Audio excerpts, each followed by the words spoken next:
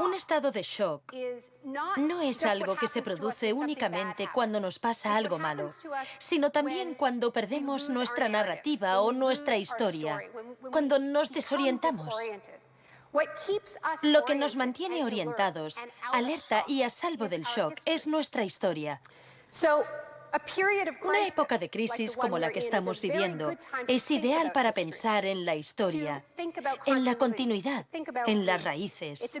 Es un buen momento para situarnos en la historia de la lucha humana. La doctrina del shock.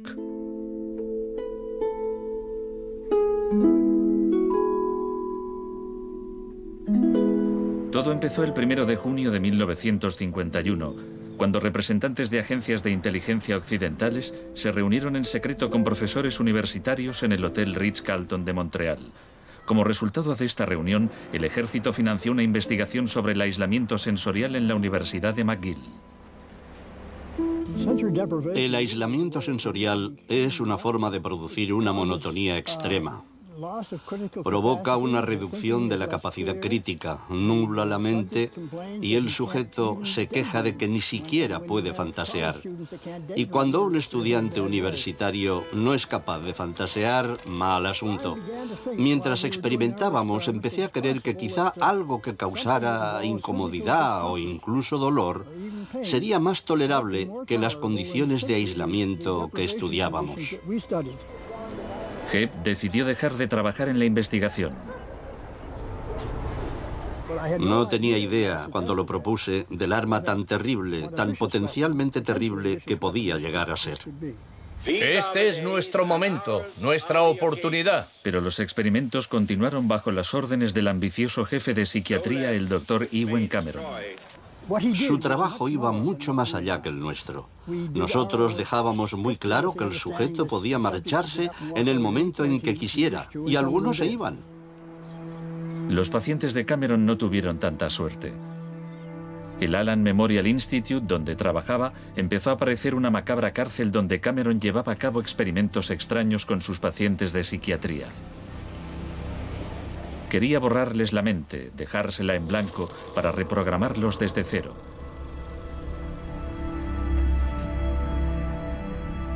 Janine Huart, una joven madre de 4 hijos, padecía una depresión posparto.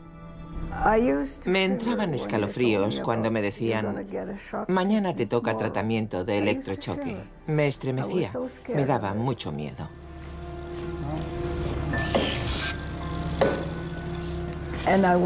Despertaba en otra habitación, totalmente confundida y triste. Y me quedaba muy afligida después. Iba por ahí caminando como una zombie. Cameron combinaba los electrochoques con las curas de sueño y la repetición de mensajes grabados. Decía, Janine, Janine, estás rehuyendo tus responsabilidades. No quieres cuidar de tu marido ni de tus hijos. Lo repetía una y otra vez. Suena como si la interrogaran. Sí, como si me interrogaran, pero ¿con qué objeto? La CIA no tardó en poner en práctica los hallazgos de Cameron. Muchas de sus técnicas figuran en el manual Kubark de interrogatorios para el contraespionaje. He aquí unos fragmentos. Es una tesis central del manual que estas técnicas son, en esencia, métodos para provocar la desviación de la personalidad. Hay un intervalo, que puede ser muy breve, de animación suspendida, una especie de shock psicológico o parálisis. Los interrogadores expertos reconocen este efecto cuando se da y saben que desde ese momento el sujeto está mucho más abierto a la sugestión, mucho más dispuesto a obedecer que justo antes de sufrir el shock. El otro Dr. Shock.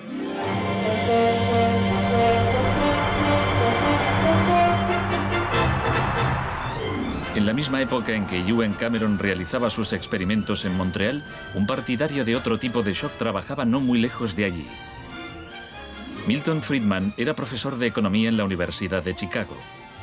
Creía que la terapia de shock económico impulsaría a las sociedades a aceptar un capitalismo más puro y desregulado.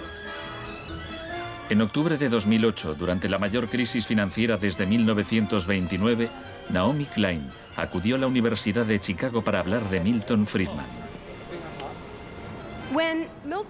Cuando Milton Friedman cumplió 90 años, la Casa Blanca de Bush organizó una celebración en su honor y todos pronunciaron discursos, incluido George Bush, pero el mejor fue el de Donald Rumsfeld.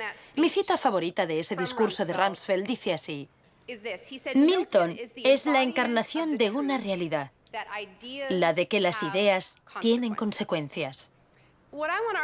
La tesis que sostengo es que el caos económico que ahora mismo impera en Wall Street, en la América Media y en Washington deriva de muchos factores, por supuesto, pero que entre ellos están las ideas de Milton Friedman. El crack de 1929 en Wall Street desencadenó la Gran Depresión de los años 30. En la base de las tesis de Friedman estaba su oposición a la política del New Deal anunciada por el presidente Franklin Roosevelt en su discurso de investidura. Nuestra prioridad es conseguir que la gente tenga trabajo. No es un problema insoluble si lo abordamos de forma inteligente y con valentía. Quiero expresar mi firme creencia de que no debemos temer a nada, excepto al miedo en sí. Influido por el economista John Maynard Keynes, Roosevelt puso en marcha un programa de empleo público para que la gente volviera a trabajar. Hoy la depresión no es más que un vago recuerdo. Millones de hombres y mujeres han encontrado trabajo y por consiguiente seguridad y esperanza. No fue tan sencillo. La depresión duró hasta la Segunda Guerra Mundial, pero después el Plan Marshall generalizó el modelo regulador e intervencionista de Keynes en Europa.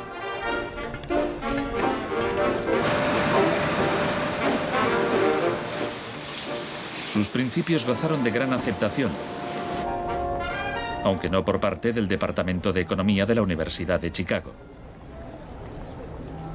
Milton Friedman, desde esta universidad, libró una guerra contra el New Deal.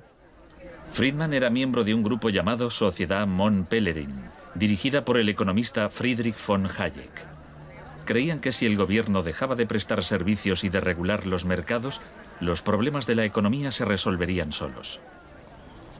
En los 50 los consideraban bichos raros, pero en los últimos 30 años sus ideas se han convertido en la doctrina económica dominante.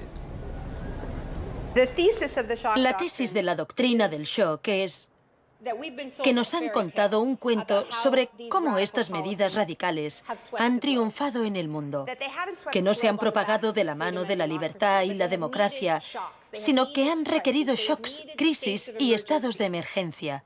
Milton Friedman entendía la utilidad de las crisis. Solo una crisis, real o percibida, produce auténticos cambios. Cuando esa crisis sobreviene, las medidas que se toman dependen de las ideas que flotan en el ambiente. Primera puesta a prueba, Chile. Fue en Chile donde los seguidores de Friedman aprendieron a explotar un shock o crisis a gran escala. Por lo general, los voceros del neoliberalismo, los publicistas oficiales, ni siquiera mencionan a Chile. Empiezan a contar la historia a partir de Thatcher y Reagan, porque eso queda mucho mejor.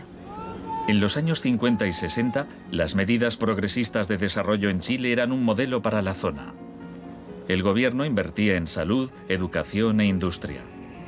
Las empresas estadounidenses temían por sus inversiones. Como respuesta, el Departamento de Estado comenzó a becar a estudiantes de Chile y el resto de Sudamérica para que estudiaran economía de libre mercado con Milton Friedman. La Universidad de Chicago tenía un convenio con la Universidad Católica de Chile que permitía a muchos chilenos venir a Chicago, donde les impartíamos formación y se doctoraban. Los estudiantes regresaban a Chile a dar clases. El Departamento de Economía de la Universidad Católica en Santiago se convirtió en una mini escuela de Chicago. Arnold Harberger, el economista que dirigía el programa, se describía como misionero totalmente entregado. En 1970, la Unidad Popular de Salvador Allende ganó las elecciones con un programa que proponía nacionalizar grandes sectores de la economía. La compañía de teléfonos pertenecía en su mayor parte a la empresa estadounidense ITT, que encabezó los intentos de evitar que Allende fuera presidente. Contaba con el apoyo de Richard Nixon en la Casa Blanca. Yo no estuve allí, pero puedo decirle lo que sabemos con certeza en la actualidad. Él encargó a la CIA que impidiera que Allende asumiese la presidencia e intentaron convencerme de que instigara al ejército chileno cuando Allende resultó elegido. A pesar de las maniobras de la CIA, Allende juró el cargo de presidente.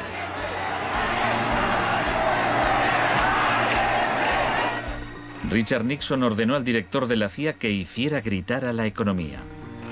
El señor Nixon es presidente de Estados Unidos y yo soy presidente de Chile.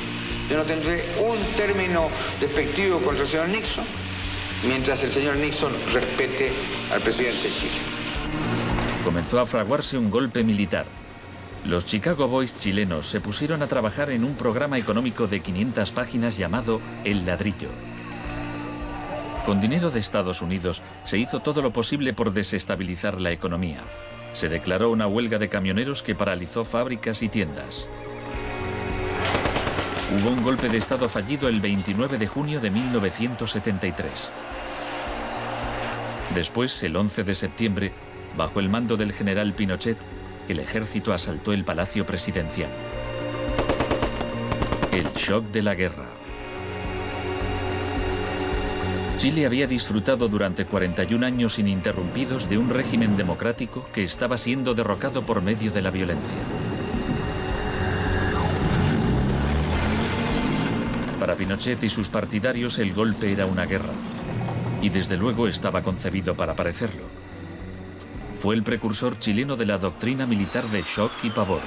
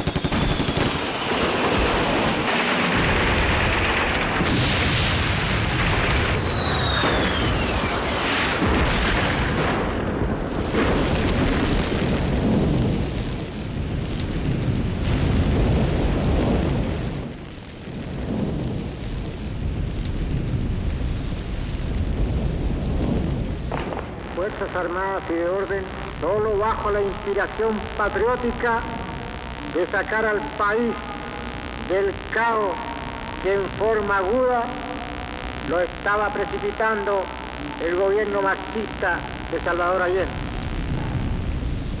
Los Chicago Boys entregaron a Pinochet el ladrillo, su plan económico.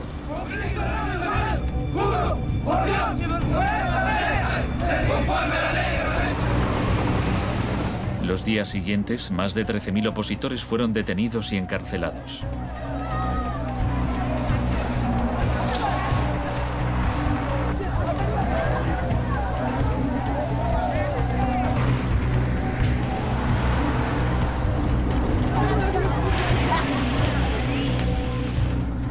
Recluyeron a miles de presos en el Estadio Nacional y a muchos los torturaron. El mundo fijó su mirada en Chile. ¿Cuántas personas?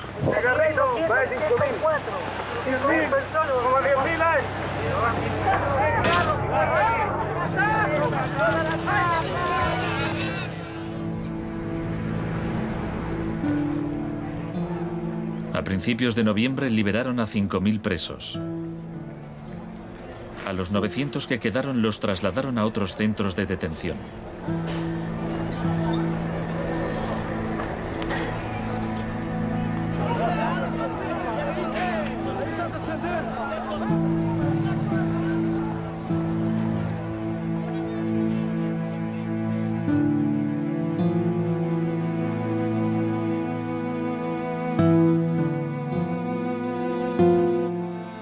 Menos de un mes después, la FIFA dejó a Chile jugar una eliminatoria para el Mundial de Fútbol en ese mismo estadio. Su rival, la Unión Soviética, se negó a jugar allí, así que se permitió a Chile marcar en portería vacía y clasificarse para el Mundial de 1974. Porque fueron tocando sin adversario hasta el otro lado. El shock económico. Aprovechando el estado de shock de la población, Pinochet impuso las medidas recomendadas por los Chicago Boys, suprimió el control de precios, privatizó empresas estatales, eliminó aranceles de importación y redujo el gasto público. Más tarde, Friedman reconoció abiertamente la importancia del experimento chileno. Se trataba del primer caso en que un avance hacia el comunismo daba paso a un avance hacia el libre mercado. No dio resultado. Al cabo de un año había una inflación del 375% anual, la más alta del mundo.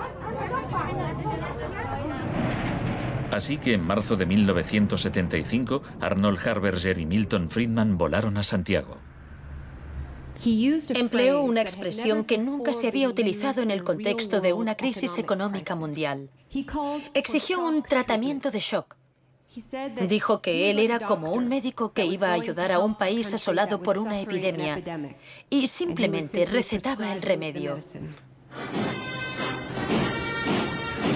Friedman escribió que el general Pinochet se mostraba receptivo a la idea de un tratamiento de shock, aunque era evidente que le preocupaba el paro temporal que podía causar.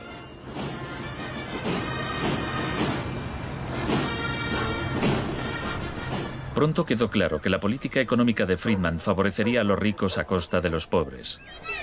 Se calculaba que una familia que intentara subsistir con el salario mínimo tendría que gastar el 74% de sus ingresos en pan. Viajar en autobús o beber leche se había convertido en un lujo. Pinochet acabó con la distribución gratuita de leche en las escuelas, disposición similar a la polémica medida que había tomado la joven ministra de Educación británica que más tarde sería su amiga. ¿Me siento aquí? Gracias. Muchas gracias. Para poder imponer estas políticas económicas, había que sembrar el miedo hacia un enemigo.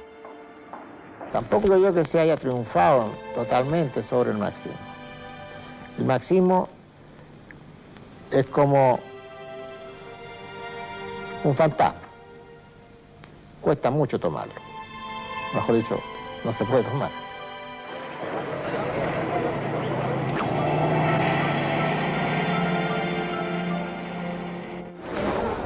Según Friedman y Harberger, la economía de libre mercado era indisociable de la libertad y la democracia.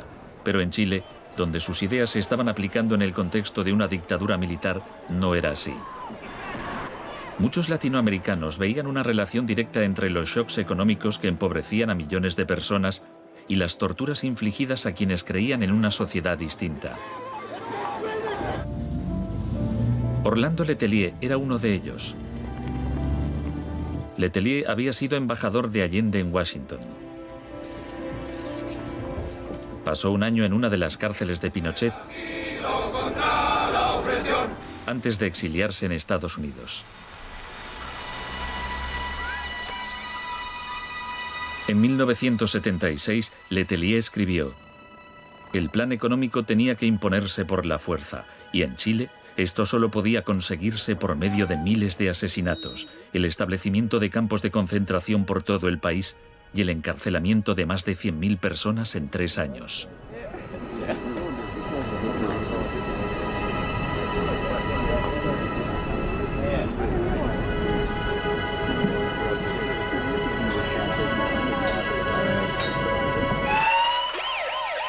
Antes de que pasara un mes, Letelier murió en un atentado con coche bomba. Buenas tardes. Una potente explosión ha destrozado un coche que circulaba por el normalmente tranquilo Embassy Road de Washington. El chileno era Orlando Letelier, ministro de Exteriores durante los últimos meses del régimen marxista del difunto Salvador Allende. Damos paso a Richard Roth. Michael Townley, miembro de la policía política secreta de Pinochet, estaba detrás del atentado. Había entrado en Estados Unidos con pasaporte falso y la CIA estaba al corriente de ello. Michael, buenas noches. Buenas noches, Pablo.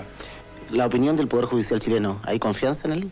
Mire, yo confío plenamente en la justicia chilena, como patriota y luchador antimarxista y juntista por sobre todas las cosas. Pese a su confianza, Townley fue extraditado a Estados Unidos y condenado por el asesinato de Letelier. Pinochet gobernó Chile como dictador durante 17 años. Pero en una entrevista en que se sinceraba, Harberger seguía negándolo. Un gobierno represivo no puede durar mucho tiempo en el marco de un sistema de auténtica libertad económica. El año del asesinato de Orlando Letelier se le concedió a Friedman el Premio Nobel de Economía. Saben, tienen una idea totalmente deformada de lo que pasó. Les explicaré un par de cosas. En primer lugar, universidades chilenas me ofrecieron 2 títulos honoríficos antes de que yo viajara allí. Rehusé aceptarlos porque dichas universidades se financiaban en parte con fondos públicos y yo no quería dar en ningún caso la impresión de que apoyaba el régimen político de Chile. No soy representante de Chile, no soy asesor de Chile, ni tengo responsabilidades para con el gobierno de Chile.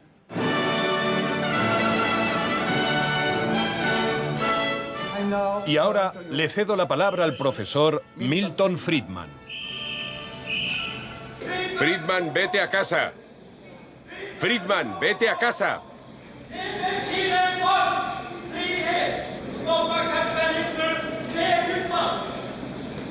Lamento este incidente. Podría haber sido peor.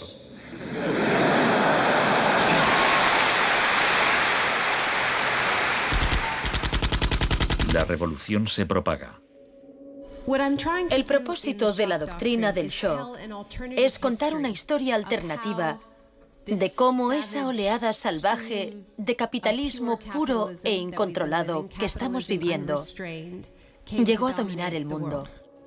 Chile no fue el único país de Sudamérica que adoptó las políticas de la Escuela de Chicago. Los seguidores de Friedman ocupaban cargos clave en Brasil y asesoraban el gobierno de Uruguay. Entonces, el 24 de marzo de 1976, un golpe militar derrocó al gobierno de Isabel Perón en Argentina. Una junta de 3 generales tomó el poder bajo el mando del general Videla.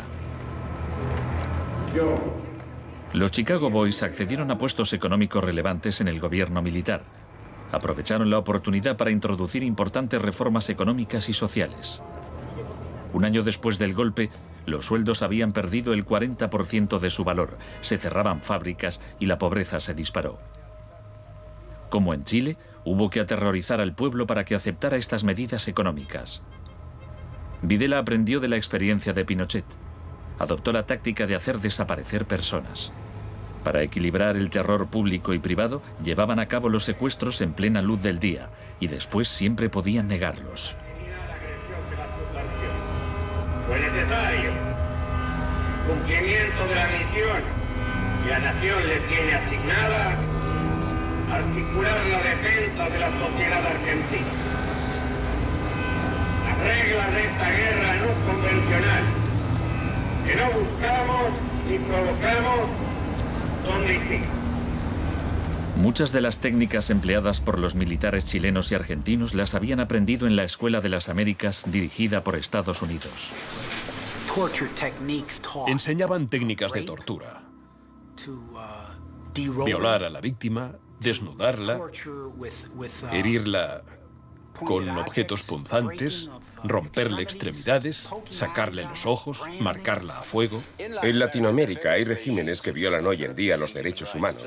Practican asesinatos políticos, torturas, deportaciones, encarcelamientos sin juicio, que son técnicas aprendidas en este centro. Quizás sea así. Si me dice que lo que enseñamos aquí se ha llevado a la práctica, no se lo negaré. El uso de la tortura contra un soldado enemigo conocido para obtener algún tipo de ventaja militar me parece justificable y acertado. Ir más allá, utilizar las técnicas de tortura solo para intimidar a la gente, es un grave error, poco ético e inmoral. Pero en Argentina y Chile estas técnicas no solo se emplearon con soldados o terroristas, sino con estudiantes y sindicalistas, con todo aquel que se opusiera a la política de libre mercado del régimen.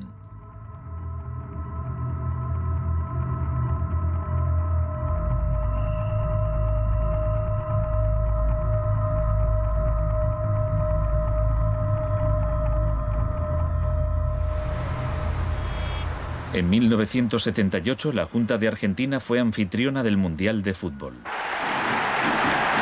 La final se jugó en un estadio que estaba aproximadamente a 1 kilómetro del mayor centro de detención del país, donde había miles de presos en cámaras de tortura. Decir que con los goles, con el grito de gol, se tapaba la voz de los secuestrados, los gritos de los secuestrados era una realidad.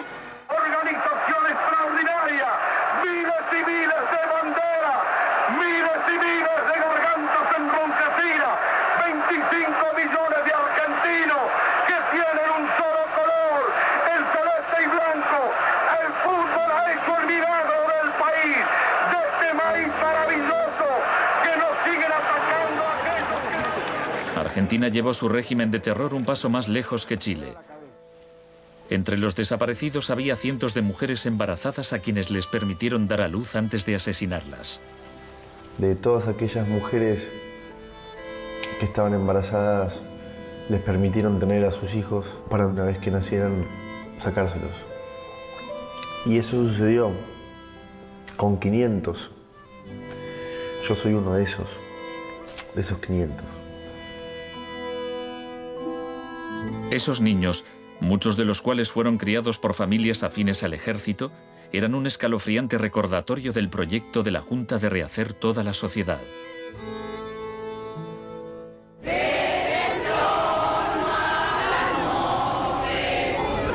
Cuando la Junta aún detentaba el poder, un grupo de madres y abuelas de desaparecidos empezaron a protestar en la Plaza de Mayo.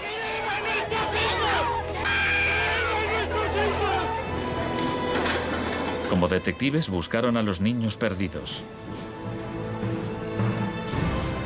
Tras la caída de la Junta, localizaron a algunos y los reunieron con sus familias.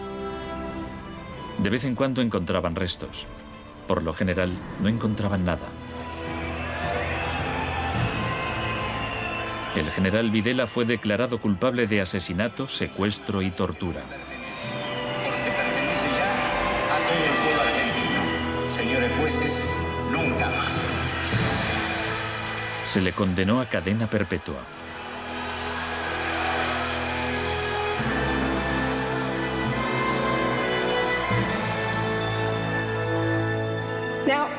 Estos primeros experimentos en Latinoamérica plantearon a Friedman y a sus acólitos un serio problema ideológico. Friedman había prometido que sus medidas no solo enriquecerían aún más a la élite, sino que crearían la sociedad más libre posible, que aquella era una guerra contra la tiranía, que el capitalismo y la libertad iban juntos. Sin embargo, vemos que en los 70 los únicos países que ponían en práctica esas ideas eran dictaduras militares. Nixon había dado todo su apoyo a la imposición de ese liberalismo brutal por parte de las dictaduras sudamericanas. En cambio, el caso de la política económica dentro de Estados Unidos, donde Nixon se estaba jugando la reelección, era harina de otro costal. La Escuela de Chicago y el mundo anglosajón. Friedman mantenía una relación cordial con Nixon. Varios de sus colegas y discípulos de la Escuela de Chicago obtuvieron cargos en el gobierno. Entre ellos Donald Rumsfeld. Con la ayuda de Dios. Enhorabuena. Gracias. En 1971, en plena depresión económica, Nixon dejó a un lado las ideas de Friedman e instauró una política de control de precios y salarios. Puso a Rumsfeld al cargo. Es en esencia una cuestión de oferta y demanda. Hace tiempo que me opongo al control de salarios y precios. Creo que implica la injerencia del gobierno en la libertad individual y me parece intolerable. La política keynesiana tuvo éxito y Nixon salió reelegido con una victoria aplastante. Fue un duro golpe para Friedman. Más tarde, en 1979, Margaret Thatcher fue elegida primera ministra en Gran Bretaña. Su gurú intelectual era el viejo mentor de Milton Friedman, Friedrich von Hayek. Poco más de un año después, Ronald Reagan ganó las elecciones presidenciales de Estados Unidos. Ahora, tanto Gran Bretaña como Estados Unidos estaban en manos de friedmanitas declarados. El programa con que Margaret Thatcher llegó al poder se basaba en 4 puntos: recortar el gasto público, bajar los impuestos, reducir el número de empresas estatales o paraestatales, desregular la industria e introducir una política monetaria moderada y estable para combatir la inflación. Durante sus primeros 3 años en el poder, el paro se duplicó en ciertos sectores, lo que provocó oleadas de huelgas. El índice de popularidad de Thatcher cayó hasta el 25%. Estallaron disturbios en las principales ciudades británicas. Hasta los admiradores de Thatcher albergaban ciertas dudas. Los resultados económicos de la administración Thatcher son desiguales.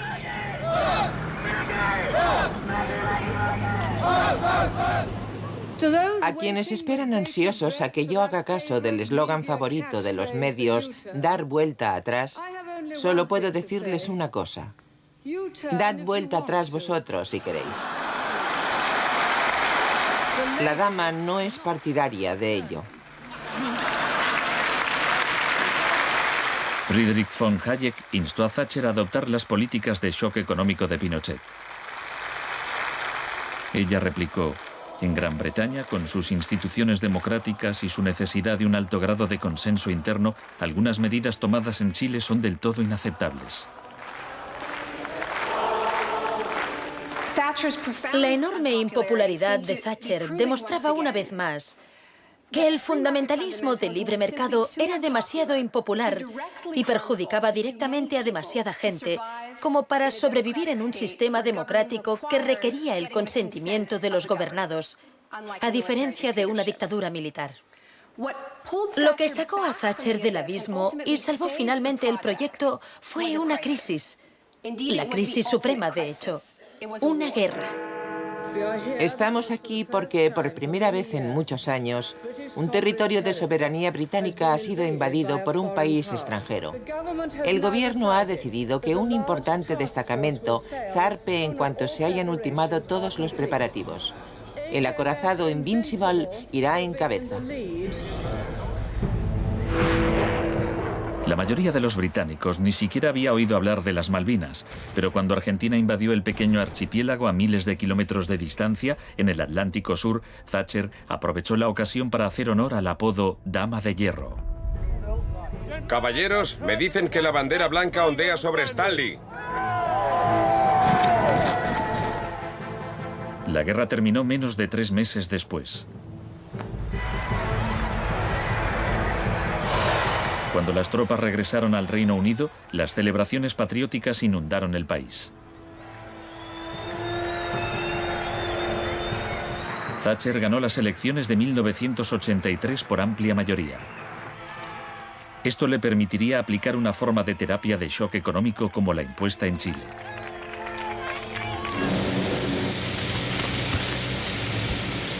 La organización de trabajadores más poderosa del país era el Sindicato Nacional de Mineros.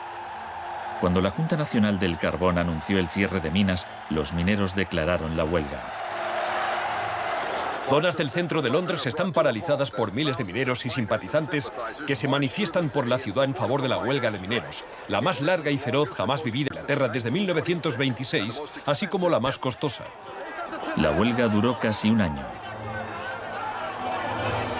Thatcher empleó todos los medios a su disposición para acabar con el sindicato.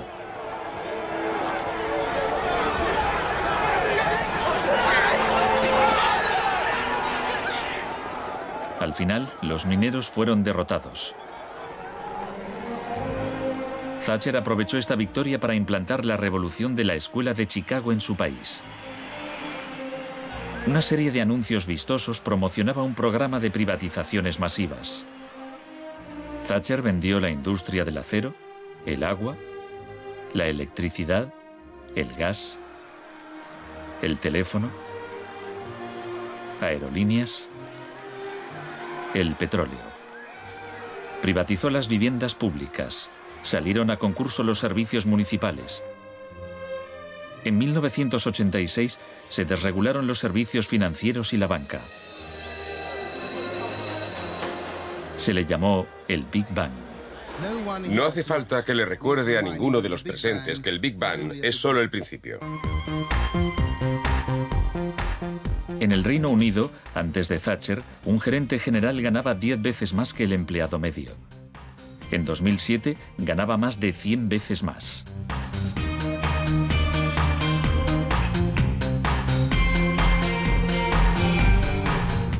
En Estados Unidos, antes de Reagan, los gerentes generales ganaban 43 veces más que el empleado medio. En 2005 ganaban más de 400 veces más. Friedman reconocía abiertamente que Thatcher y Reagan estaban haciendo mucho por difundir la doctrina de la Escuela de Chicago en el mundo. Por aquí, señor Reagan. He pensado que debía colocarse aquí. La coincidencia en el tiempo de los mandatos de Thatcher y Reagan fue sumamente importante para la aceptación pública en todo el mundo de un enfoque distinto de la política económica y monetaria. Muchas gracias. Voy a describirles un plan y una esperanza a largo plazo. Que el avance de la libertad y la democracia relegue al marxismo-leninismo al basurero de la historia, tal como ha hecho con otras tiranías que coartan la libertad e impiden que la gente se exprese. Más allá del telón de acero. Todos conocemos el cuento de hadas sobre la caída del comunismo. Occidente, con Reagan y Thatcher al mando, parecía tan próspero a los ojos de la gente del bloque comunista que ésta a su vez empezó a exigir medidas radicales de libre mercado. En realidad no sucedió así. Es cierto que quienes vivían oprimidos por el autoritarismo comunista querían la democracia de verdad y que querían poder ir a comprar tejanos y a comer Big Macs. Eso es cierto. Pero eso no significa que aspiraran al capitalismo salvaje con oligarcas descontrolados y sin protecciones sociales, que acabó por instaurarse en tantos países del bloque del Este que aún lo padecen hoy en día. Thatcher había hecho lo posible por socavar el poder de los sindicatos en el Reino Unido, pero en 1988 viajó a Polonia para ofrecerle su apoyo al sindicato Solidaridad. Se trata del proceso para pasar de donde están ahora a donde quieren estar. Como consecuencia de las huelgas en Polonia, se permitió a Solidaridad participar en las elecciones de junio de 1989, lo que a su vez desencadenó oleadas de manifestaciones en toda Europa del Este.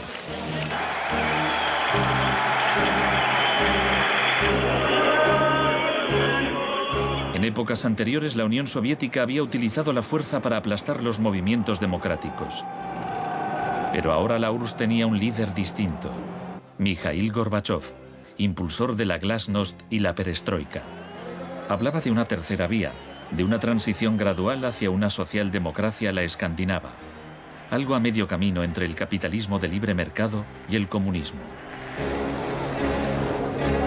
Gorbachov cautivó al público y los políticos de Occidente. Es un líder audaz, decidido y valiente. Ante la mirada de Gorbachov, los viejos regímenes comunistas se desmoronaron uno a uno.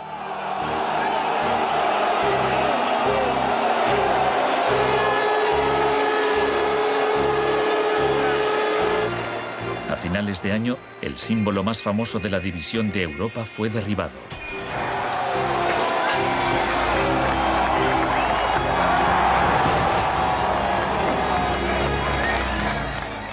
Para Friedman y los Chicago Boys, se abrieron las puertas de todo un mundo nuevo.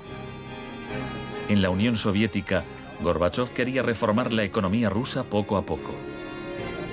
En 1991, Gorbachov asistió como invitado a la cumbre del G7 en Londres. Esperaba obtener apoyo financiero para sus reformas económicas graduales. Sin embargo, le dijeron que o aceptaba la terapia de shock radical o no le concederían ayudas. ¿Qué tal, señor presidente? ¿No está demasiado cerca?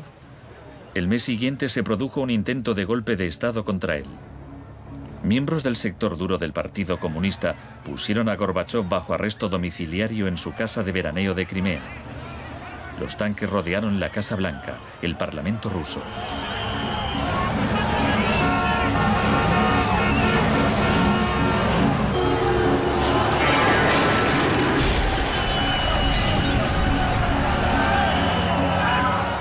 En el caos de los enfrentamientos callejeros, era evidente que, para reforzar su posición, el sector duro debía recurrir a la violencia.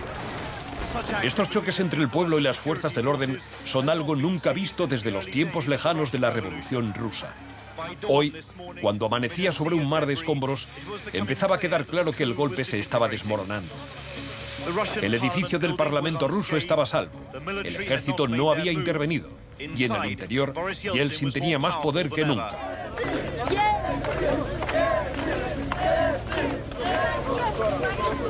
Fue un momento estelar para Yeltsin.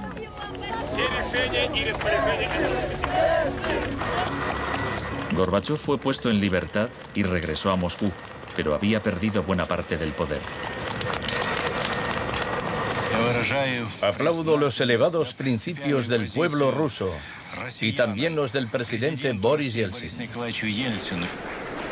En diciembre de 1991 se disolvió la Unión Soviética, un shock profundo para el pueblo ruso. Yeltsin se hizo cargo entonces de la política económica de la Federación Rusa. El libre mercado llegó a Rusia y con él el caos. La adopción de las doctrinas de la Escuela de Chicago por parte de Rusia marcó el principio de un nuevo capítulo en la cruzada por el libre mercado. Fue shock en estado puro, sin nada de terapia.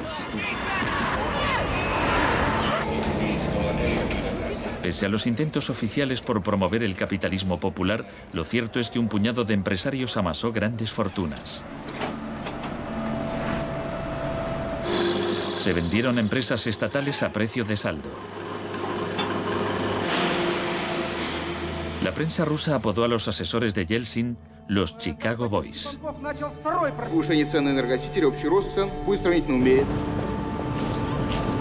Gracias a la terapia de shock de Yeltsin, en 1992 los rusos consumían un 40% menos que en 1991. Un tercio de la población había caído en la pobreza y la gente tardaba meses en cobrar su sueldo. Según las predicciones de un experto, 140 millones de rusos pronto vivirán bajo el umbral de la pobreza. La corrupción era generalizada y el crimen organizado se disparó. Moscú se convirtió en el nuevo salvaje oeste.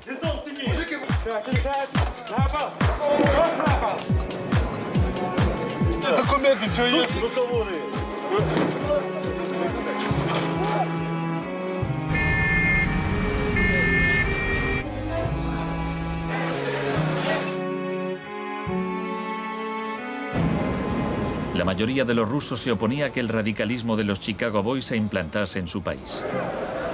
En marzo de 1993, el Parlamento tomó una decisión crucial. Votó a favor de retirarle a Yeltsin los poderes especiales que le había otorgado. Yeltsin instauró un régimen especial. El Tribunal Constitucional lo declaró ilegal.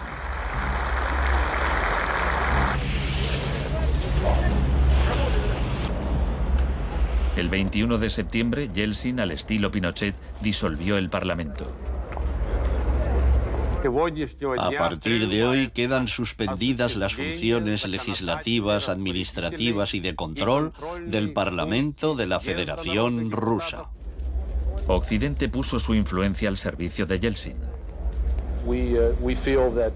Creemos que Boris Yeltsin es la mayor esperanza para la democracia en Rusia.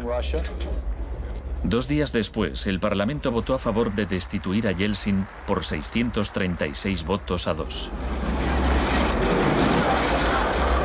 Miles de partidarios del Parlamento se congregaron frente a la Casa Blanca e intentaron tomar la televisión.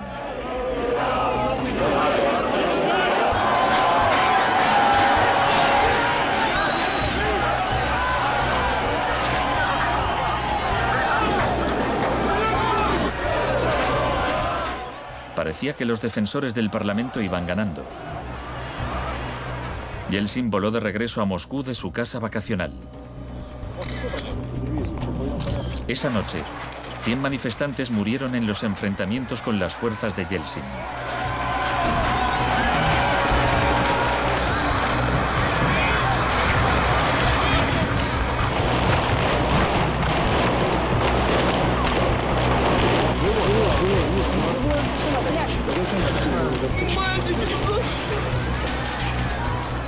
El 4 de octubre, Yeltsin ordenó al ejército que atacara la Casa Blanca y bombardeara el mismo edificio que él había defendido 2 años antes.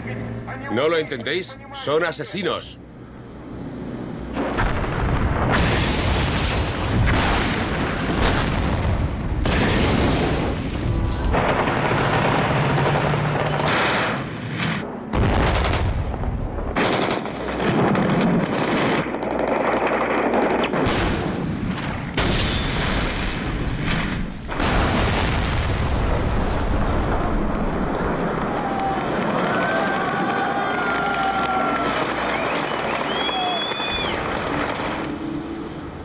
Warren Christopher, el secretario de Estado norteamericano, dijo: Estados Unidos no suele apoyar la suspensión de parlamentos, pero corren tiempos excepcionales.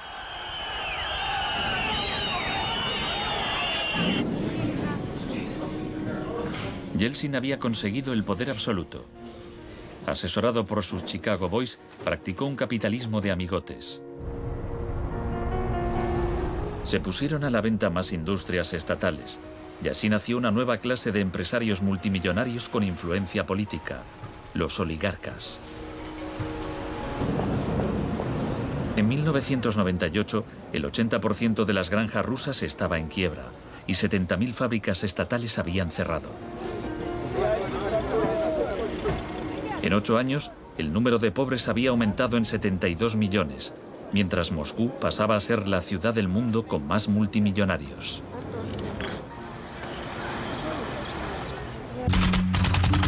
Un nuevo enemigo.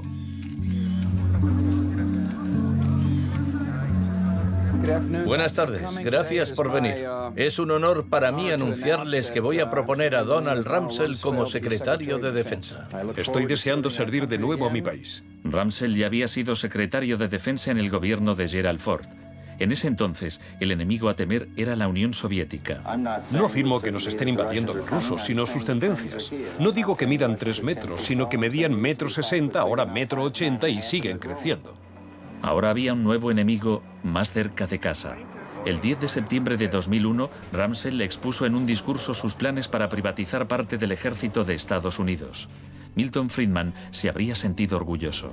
Decía: hoy hablaré de un adversario que representa una grave amenaza para la seguridad de Estados Unidos. Dicho adversario es uno de los últimos bastiones de la planificación central.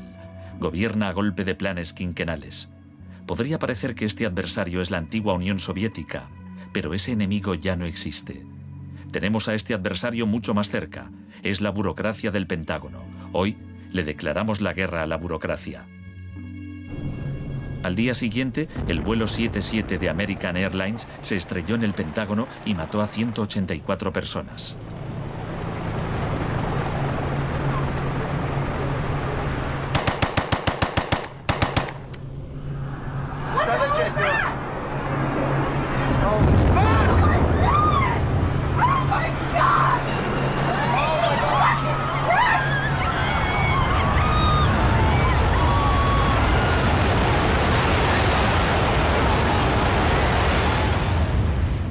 Piensen en la sensación de la gente tras los atentados.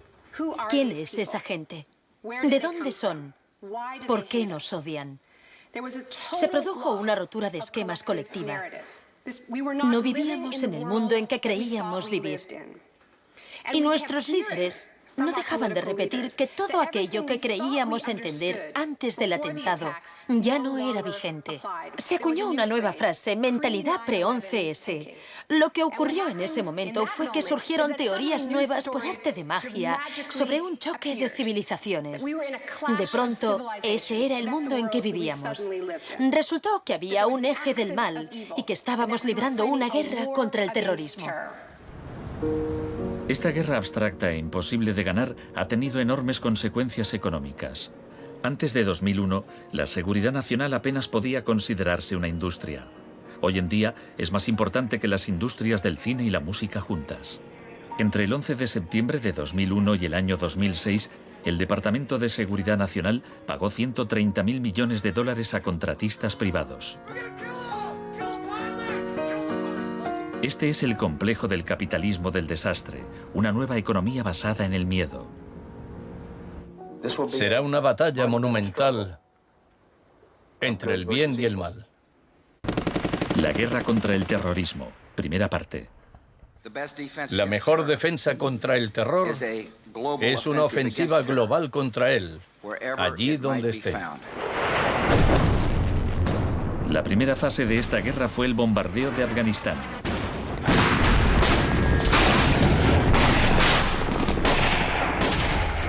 El gobierno talibán fue derrocado rápidamente. La posguerra resultó más complicada. Nuestra lucha contra el terrorismo empezó en Afganistán, pero no acaba allí. Buscamos sobre todo detenidos que nos sirvan para extraerles información.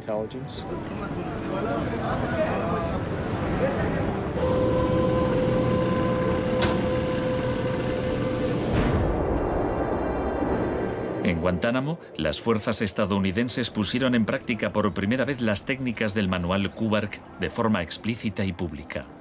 Oficialmente aprobadas por la Casa Blanca, fueron mostradas abiertamente por televisión en todo el mundo. El aislamiento, tanto físico como psicológico, debe mantenerse desde el instante de la captura. La capacidad de resistir se ve reducida por la desorientación. Los presos deben guardar silencio en todo momento y jamás se les debe permitir hablar entre sí. 3 de los presos, Asif Iqbal, Rual Ahmed y Shafiq Rasul, eran de Tipton, Inglaterra. Pasaron más de 2 años en Guantánamo antes de que los liberasen sin cargos. No te dejaban hablar con nadie, ni hacer nada, ni estar de pie. Te obligaban a pasarte todo el rato ahí sentado. Yo pensaba, ¿qué demonios está pasando? ¿Dónde estoy? ¿Pasaremos aquí el resto de nuestra vida? ¿Podremos regresar a casa, volver a ver a nuestra familia?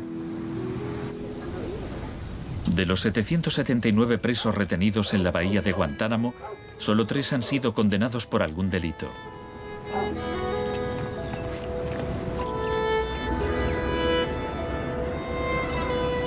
Lo único que sé a ciencia cierta es que son mala gente. Era un mensaje para todo el mundo, un mensaje muy claro.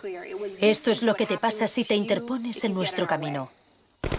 La guerra contra el terrorismo, segunda parte. La guerra contra el terrorismo no se libra contra un solo hombre o contra un solo país. Se alegaron muchas justificaciones para la invasión de Irak. Pero si Estados Unidos realmente hubiera querido invadir un país que presuntamente albergaba a líderes de Al-Qaeda, tenía armas nucleares y vendía tecnología nuclear a otros países, Pakistán habría sido la opción más obvia. Tenía contactos estrechos con los talibán y el poder estaba en manos de un dictador militar.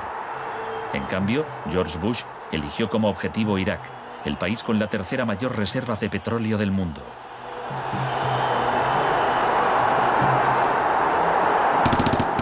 La guerra como tortura de masas.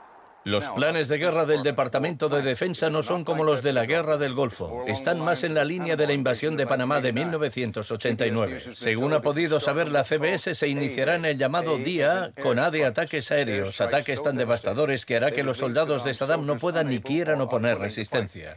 La idea es que el bombardeo sea tan intenso que produzca, en palabras textuales, shock y pavor. Si el Pentágono se ciña a su plan de guerra actual, en un día de marzo, la aviación y la armada lanzarán entre 300 y 400 misiles de crucero contra objetivos en Irak, más que en los 40 días que duró la primera guerra del Golfo. Será un ataque de una magnitud nunca antes vista, nunca antes prevista. Harlan Ullman es uno de los artífices del concepto shock y pavor, que consiste en lanzar un gran número de bombas guiadas de precisión. Esto produce un efecto inmediato, como el de las bombas nucleares de Hiroshima. No es cuestión de días o de semanas, sino de minutos.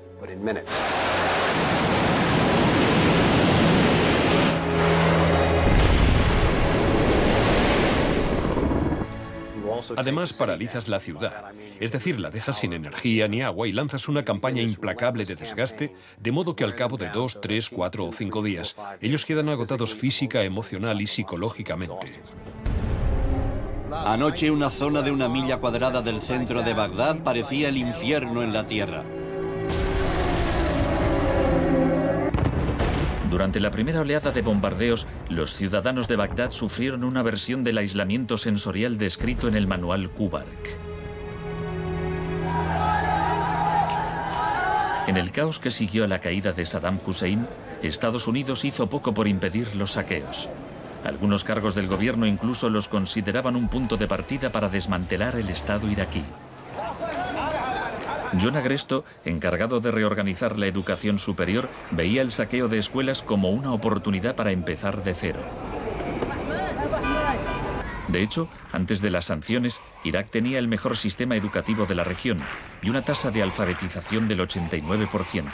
En cambio, en Nuevo México, estado natal de Agresto, el 46% de los ciudadanos eran analfabetos funcionales.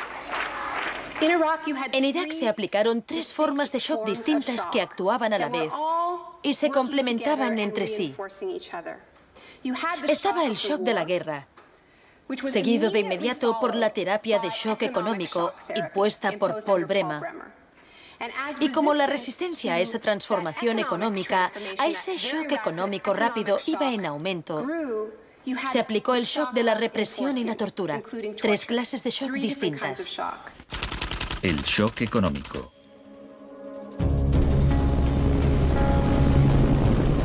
En mayo de 2003, Paul Bremer fue nombrado enviado presidencial de Estados Unidos a Irak. 2 semanas después de su llegada, declaró el país listo para los negocios. Creemos que la coalición cuenta con una autoridad lo bastante amplia para decidir el rumbo de la economía iraquí. Bremer sabía poco sobre Irak, pero mucho sobre el capitalismo del desastre. Había fundado la Crisis Consulting Practice en los inicios del boom de la seguridad nacional. Hoy es un día muy importante en Bagdad. Bremer dedicó los primeros 4 meses a aprobar medidas clásicas de la Escuela de Chicago. Rumsfeld aseguraba que Irak tenía unas de las leyes fiscales y de inversión más avanzadas y atractivas del mundo libre. Una de las primeras disposiciones de Bremer fue despedir a 500.000 empleados públicos. Se trataba en parte de un acto de desbaacificación, pero reducir el gobierno era también algo muy friedmanita. Se prometieron fondos para la reconstrucción. Nuestra inversión en el futuro de Afganistán e Irak es el mayor compromiso de estas características desde el Plan Marshall. En realidad, era justo lo contrario. Mientras que el fin del Plan Marshall era impulsar la industria europea, la ayuda a Irak se invirtió en empresas de Estados Unidos. Los pocos iraquíes que consiguieron empleo estaban al final de una serie de subcontratistas. Creative Associates se hizo con contratos por valor de $100 millones para esbozar el programa de estudios e imprimir libros de texto para el sistema educativo. La consultora en gestión y tecnología Bearing Point obtuvo contratos por valor de $240 millones para implantar un sistema de libre mercado en Irak. RTI, con sede en Carolina del Norte, logró contratos por $466 millones para asesorar sobre la instauración de la democracia en Irak. Y a Halliburton se le adjudicaron contratos de coste más incentivos por $20.000 millones. Parsons recibió $186 millones para construir 142 clínicas sanitarias. Solo se terminaron 6. El suministro básico de electricidad y agua apenas mejoró, pese a los miles de millones que se gastaron durante los primeros 4 años. Vamos a triunfar aquí y cuando lo consigamos habremos hecho algo importante, no solo para 25 millones de iraquíes, sino para favorecer los intereses occidentales en la región. Hasta los nuevos billetes iraquíes se imprimían en el extranjero. Les mostraré un ejemplo de estos billetes. Estados Unidos incluso llegó a pagar a empresas privadas para que supervisaran a las empresas privadas que habían logrado contratos.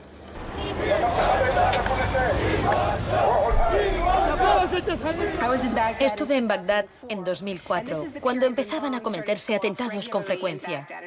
De hecho, la noche en que llegué, una bomba estalló muy cerca del hotel. Pero lo que más me impactó entonces fue que, a pesar de la violencia y del caos, los iraquíes salieron a la calle a protestar al día siguiente. 19 muertos y 100 heridos en Nayaf. Lo que pedían en esa época era elecciones, tener voz y voto en el desarrollo de la era post-Saddam. En los primeros días de la ocupación, las protestas eran pacíficas, pero a medida que pasaba el tiempo, como las protestas no daban resultado, cada vez más iraquíes se unían a la resistencia armada.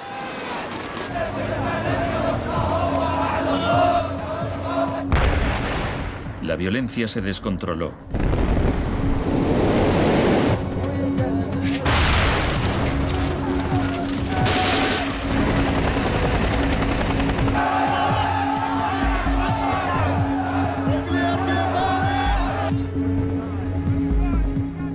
Como había ocurrido en Sudamérica 3 décadas antes, se dejaban cuerpos en la cuneta a modo de advertencia. Eran los desaparecidos de Irak.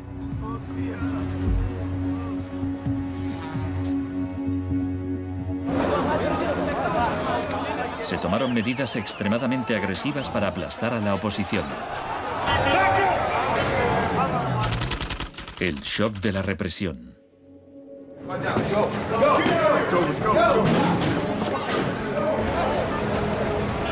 Durante los primeros 3 años y medio de la ocupación, se capturó a 61.500 iraquíes.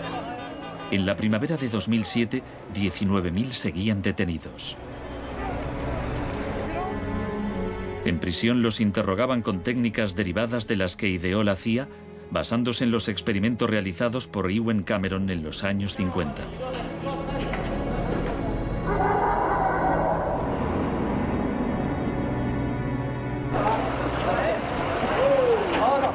Según la Cruz Roja, altos cargos del ejército estadounidense admitieron que entre el 70 y el 90% de las detenciones en Irak fueron errores.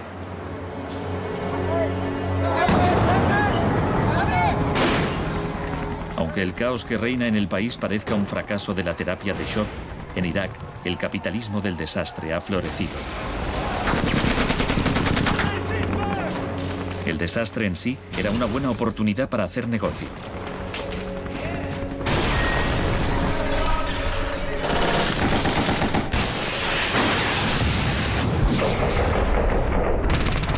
El negocio de la guerra. El gasto militar de Estados Unidos prácticamente se ha duplicado desde 2001. Se acerca a los 700.000 millones de dólares al año. Ya en 1961, el presidente Eisenhower, que no era precisamente de izquierdas, advirtió del peligro de un ejército demasiado poderoso. La conjunción de una estructura militar inmensa y de una gran industria de armamento es algo nuevo en la historia de Estados Unidos.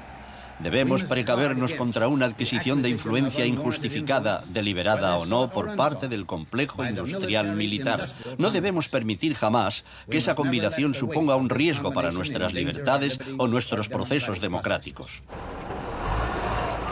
La guerra de Irak ha sido el conflicto más privatizado de la historia contemporánea. La zona verde de Bagdad es una versión extrema de lo que está pasando en todo el mundo. Se trata de una zona privada y segura, protegida del caos exterior.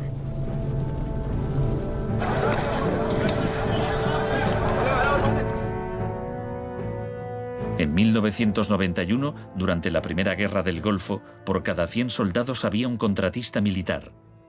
En 2003, cuando empezó la guerra de Irak, por cada 100 soldados había 10 contratistas. En 2006, por cada 100 soldados había 33 contratistas. Un año después, por cada 100 soldados había 70 contratistas. En julio de 2007 había más contratistas que soldados en Irak. Esto iba incluso más lejos de lo que Milton Friedman se había atrevido a soñar.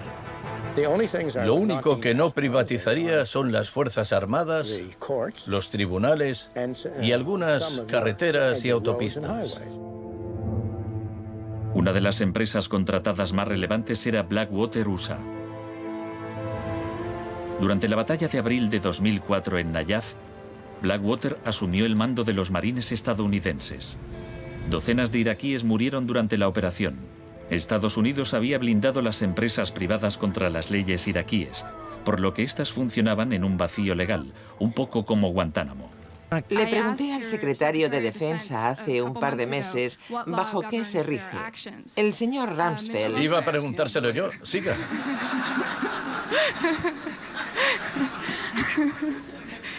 ¡Socorro!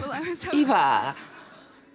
Del mismo modo que la terapia de shock de Cameron dejaba a los pacientes confundidos y deshechos, los múltiples shocks infligidos a Irak redujeron al país a un estado de anarquía y violencia sectaria.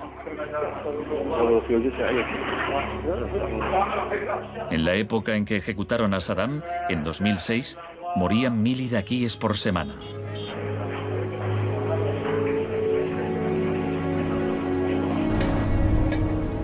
En abril de 2007, la Agencia de la ONU para los Refugiados calculaba que 4 millones de personas habían tenido que abandonar su hogar.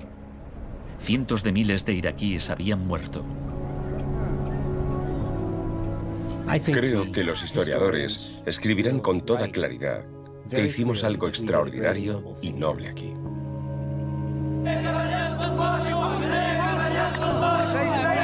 Esta es una manifestación contra el terrorismo americano. Los americanos arrestan y matan a mujeres y niños, insultan a los ancianos y matan a los jóvenes. América es terrorismo, América es terrorismo.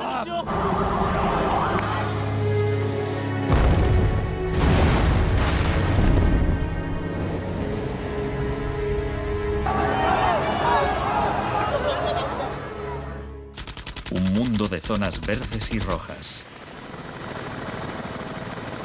Cuando el huracán Katrina llegó a Nueva Orleans en agosto de 2005, el mundo presenció horrorizado una especie de apartheid del desastre. Quienes tenían recursos se marcharon de la ciudad, mientras decenas de miles de desfavorecidos tuvieron que quedarse prácticamente sin ayuda del Estado. Fui a Nueva Orleans cuando la ciudad todavía estaba inundada y descubrí que lo que había visto en Irak se repetía, no en un periodo de posguerra, sino después de un terrible desastre natural. Milton Friedman murió en 2006. La última recomendación que hizo sobre política oficial aparece en un artículo que publicó en el Wall Street Journal 3 meses después del Katrina. Dice, la mayor parte de las escuelas de Nueva Orleans están en ruinas y también las casas de los alumnos. Los niños se han dispersado por todo el país.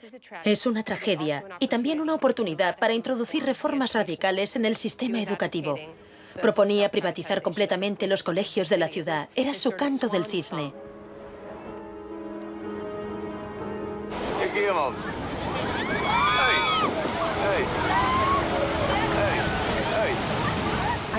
Fui testigo de un proceso similar en Sri Lanka, en los días que siguieron al tsunami de 2004. A gente que había vivido en la costa desde hacía generaciones se le impidió volver a fin de poder privatizar los terrenos y venderlos a hoteles de lujo.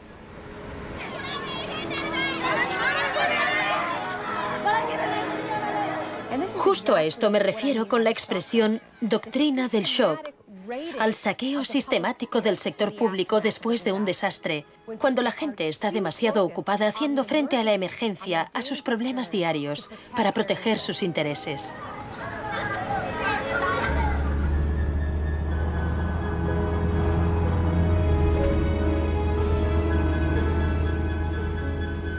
Tal vez el primer acto de resistencia sea negarnos a impedir que borren la memoria colectiva.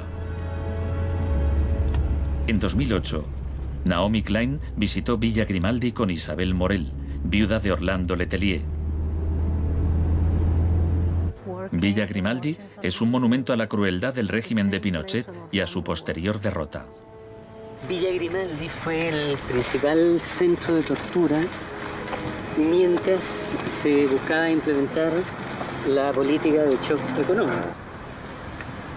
Esta es la que tú señalas en el libro como las casas de uno por uno donde estaban los detenidos en Villa Grimaldi. No le tenía ningún cariño a Pinochet, pero considero que fue nuestro maestro en muchos sentidos.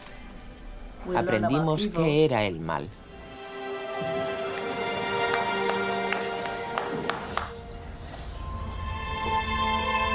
En 1988, Pinochet fue detenido cuando se encontraba en Londres. su vieja aliada, Margaret Thatcher, permaneció a su lado. Sé lo mucho que le debemos.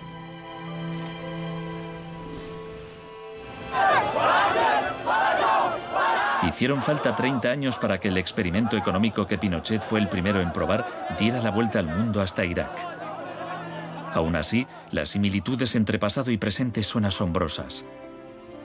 Entre los campos de concentración de Pinochet y el centro de detención de Bush en Guantánamo. Entre los desaparecidos de Chile y los de Irak. Entre los experimentos de Ewen Cameron y las torturas infligidas a los presos de Abu Ghraib. Ha llegado nuestro momento, nuestra ocasión. Borró todo el pasado. Por eso aplicaba electrochoques. Borraba el pasado del paciente e implantaba ideas nuevas.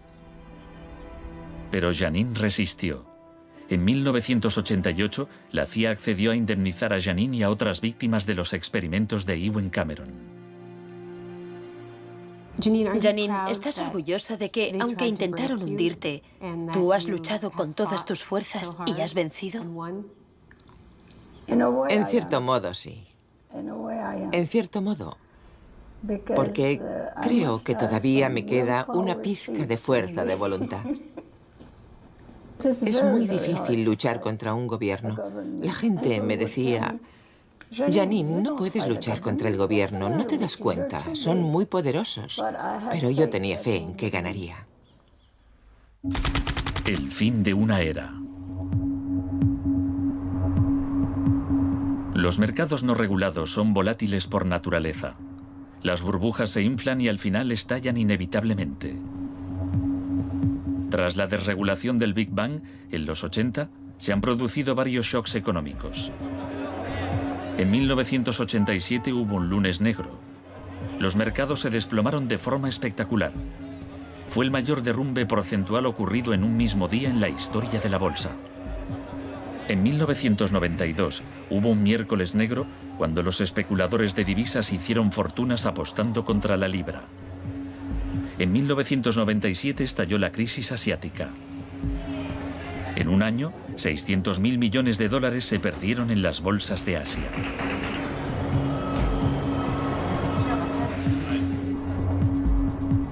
Y finalmente, en septiembre de 2008, los mercados financieros implosionaron.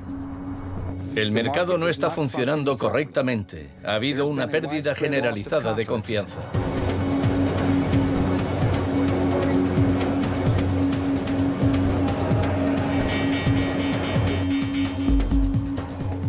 El 15 de septiembre, Lehman Brothers se acogió al capítulo 11 de la Ley de Quiebras. Solo una semana después, se anunció que los empleados de sus oficinas en Nueva York cobrarían 2.500 millones de dólares en primas. Se calcula que empresas de Wall Street pagaron 18.400 millones en primas el año del crack. Pese al torrente de retórica populista de quienes dicen plantar cara a los peces gordos y defender a los ciudadanos sencillos y no a Wall Street, nos encontramos ante una transferencia de riqueza de proporciones incalculables. Se está transfiriendo riqueza del sector público, de las manos del gobierno, que la ha recaudado de la gente de a pie en forma de impuestos, a manos de las empresas y los individuos más ricos del mundo. Huelga decir que son los mismos individuos y empresas responsables de la crisis. Nos encontramos en medio de un tsunami crediticio imprevisible. He encontrado un fallo cuyo alcance y duración ignoro, pero es algo que me tiene muy inquieto. En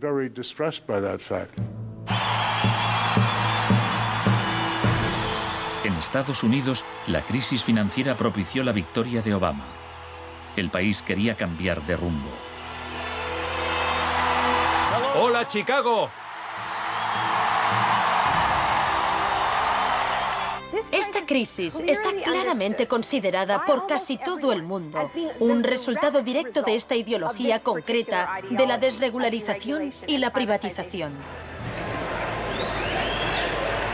La magnitud de la crisis abre una puerta a la esperanza. La doctrina del shock como estrategia solo funciona si no sabemos que existe.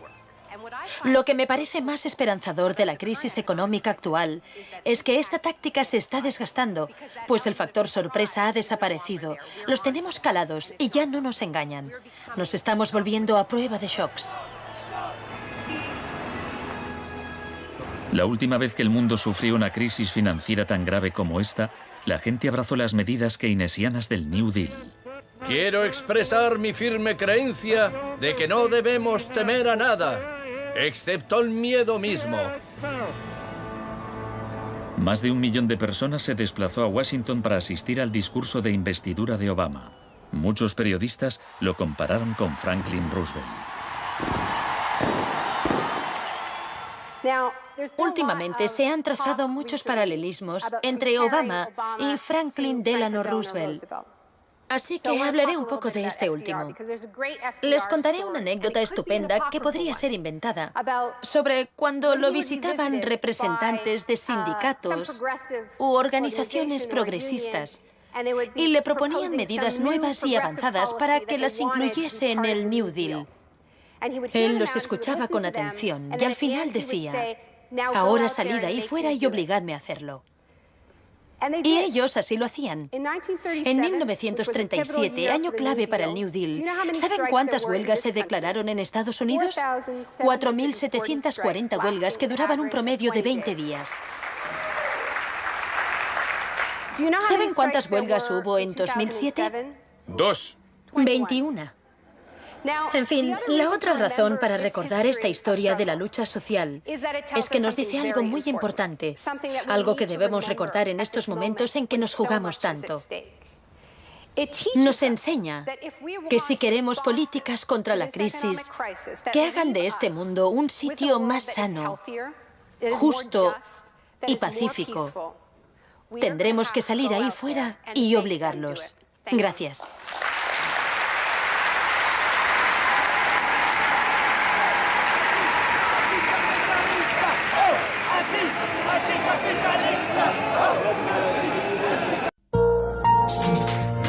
Volvemos en 2 minutos. Sufrir el shock. El otro Doctor Shock.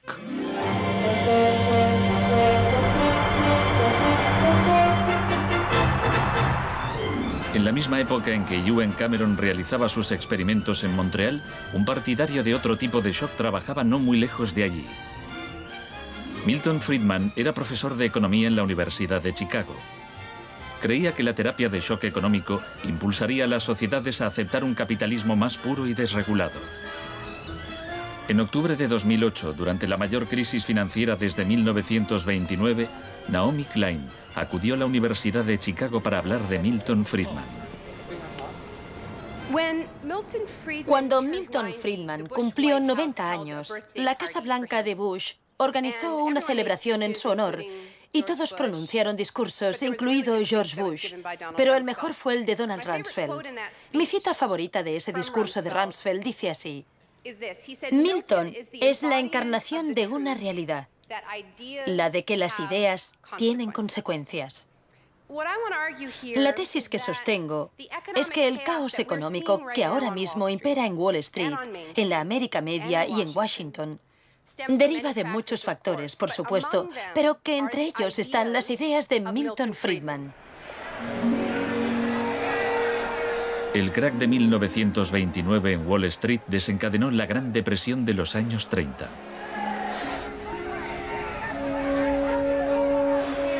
En la base de las tesis de Friedman estaba su oposición a la política del New Deal anunciada por el presidente Franklin Roosevelt en su discurso de investidura.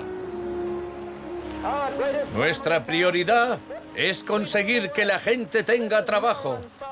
No es un problema insoluble si lo abordamos de forma inteligente y con valentía. Quiero expresar mi firme creencia de que no debemos temer a nada, excepto al miedo en sí. Influido por el economista John Maynard Keynes, Roosevelt puso en marcha un programa de empleo público para que la gente volviera a trabajar. Hoy la depresión no es más que un vago recuerdo. Millones de hombres y mujeres han encontrado trabajo y por consiguiente seguridad y esperanza. No fue tan sencillo. La depresión duró hasta la Segunda Guerra Mundial. Pero después, el Plan Marshall generalizó el modelo regulador e intervencionista de Keynes en Europa.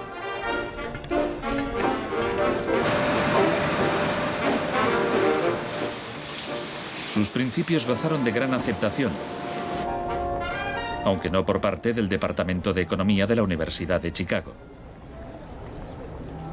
Milton Friedman, desde esta universidad, libró una guerra contra el New Deal. Friedman era miembro de un grupo llamado Sociedad Mont Pelerin, dirigida por el economista Friedrich von Hayek.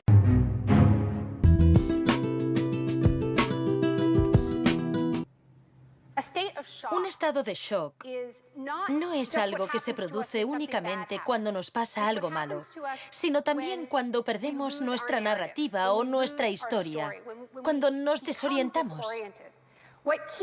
Lo que nos mantiene orientados, alerta y a salvo del shock es nuestra historia. Una época de crisis como la que estamos viviendo es ideal para pensar en la historia, en la continuidad, en las raíces. Es un buen momento para situarnos en la historia de la lucha humana. La doctrina del shock.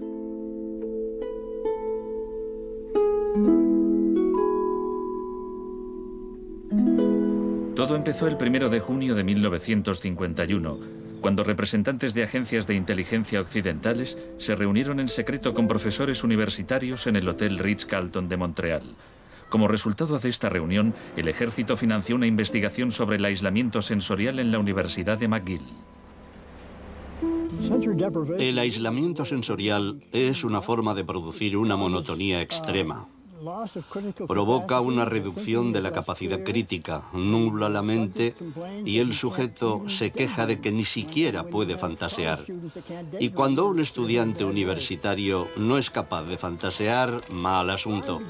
Mientras experimentábamos, empecé a creer que quizá algo que causara incomodidad o incluso dolor sería más tolerable que las condiciones de aislamiento que estudiábamos. Hebb decidió dejar de trabajar en la investigación. No tenía idea, cuando lo propuse, del arma tan terrible, tan potencialmente terrible que podía llegar a ser. Este es nuestro momento, nuestra oportunidad. Pero los experimentos continuaron bajo las órdenes del ambicioso jefe de psiquiatría, el Dr. Ewen Cameron. Su trabajo iba mucho más allá que el nuestro. Nosotros dejábamos muy claro que el sujeto podía marcharse en el momento en que quisiera, y algunos se iban. Los pacientes de Cameron no tuvieron tanta suerte. El Allen Memorial Institute, donde trabajaba, empezó a parecer una macabra cárcel donde Cameron llevaba a cabo experimentos extraños con sus pacientes de psiquiatría. Quería borrarles la mente, dejársela en blanco para reprogramarlos desde cero.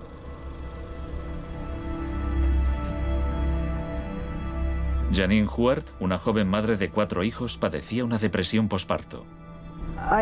Me entraban escalofríos cuando me decían, mañana te toca tratamiento de electrochoque. Me estremecía, me daba mucho miedo.